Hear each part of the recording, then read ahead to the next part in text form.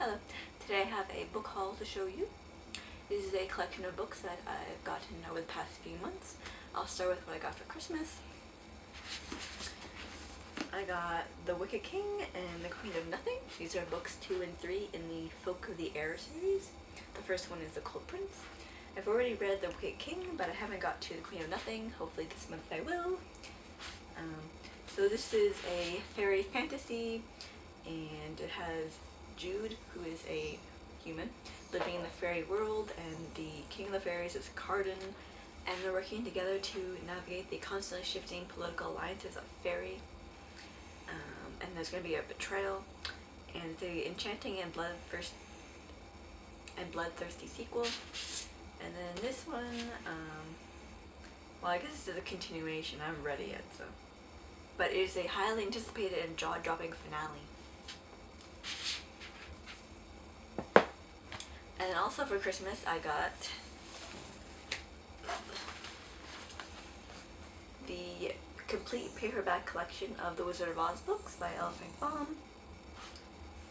And they have pretty covers, so I'll take them out and show you. Ooh. Ooh. Ooh.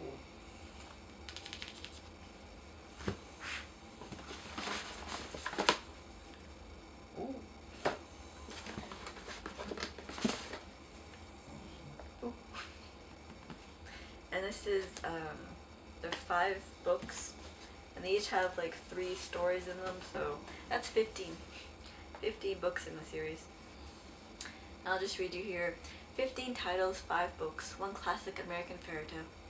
Join old friends Dorothy Gale, the Wizard of Oz, the Scarecrow, the Tin Woodman, and the Cowardly Lion, as well as new ones such as Tick-Tock, Rinky-Tink, and Ozma, as they explore the wonderful world of Oz. And I'll promote myself here. I made a reading vlog of me reading one of these books here. Which one was it? I read The Road to Oz fairly recently, last month, and I filmed myself reading it, so I'll link that below if you want to watch it. And now I'll just go over the rest of the books that I got. I'll start with the ones that I've already read, but would like to have, or would like to continue. Or so the first example would be Anne of Avonlea, which is book 2 in the End of Green Gables series. I thought this was so good. It's as good as the first one, and I would like to read them all. I think there's 8 or 9 or so. So in this one, she has become a school teacher. It says, in this sequel to the much-loved Anne of Green Gables, the once awkward, freckle-faced little girl is now a mature, responsible young woman. But Anne's imaginative spirit is as strong as ever. Is it ever? And then I read this one quite a few years ago, but I think it was really good, so I picked it up. It's 3 Men in a Boat by Jerome K. Jerome. So this is about 3 men in a boat, and they are going on a boating trip down the Thames, and they have mishaps, antics, and hilarious escapades.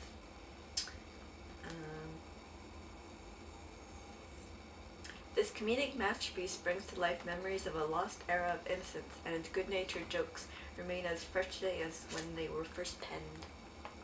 I think it's really funny. And then another one I read quite a few years ago, but I would like to have, is A Tree Grows in Brooklyn by Betty Smith. Which is the beloved American classic about a young girl's coming of age at the turn of the 20th century. So it's just about a girl and her family and her friends and growing up and that sort of thing. And they live in Brooklyn. And now I'll talk about the books I got that I haven't read yet. I am slowly but surely making my way through Jane Austen, and so I picked up Persuasion. This is, I think, the last one I have to read.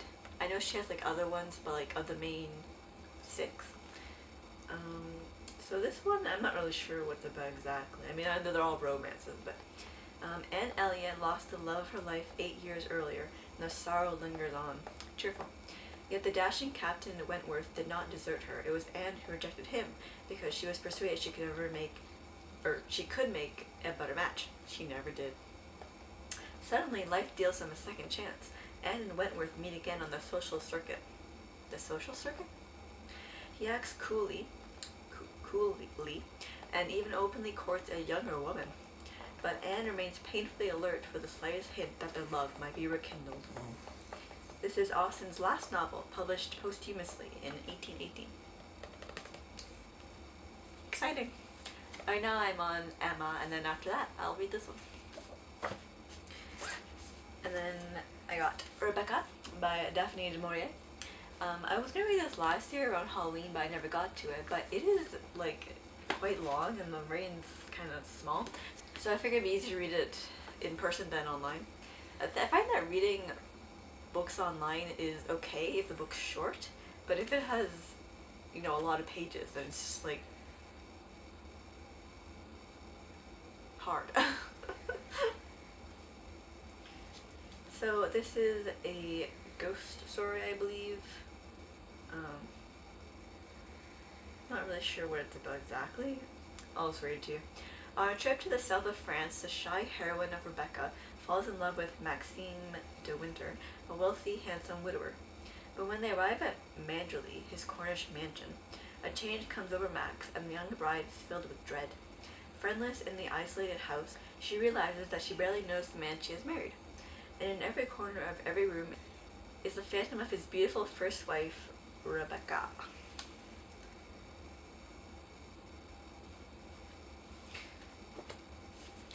And last one I got is like a graphic novel, and it's Anne of Green Gables, a graphic novel adapted by Maria Marsden and illustrated by Brenna Sumner. I like the series a lot. I just showed you one of them. So, and then I saw this and it looked so cute, and I decided to get it because it looks cute. But I already know I like the story, so.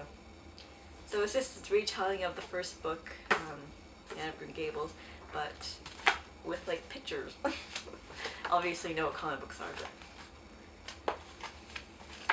And the drawings are cute. I don't read that many graphic novels, but I mean, they are adorable. So that was my book haul for spring, we'll call it. Spring has sprung. So I'll see you next time.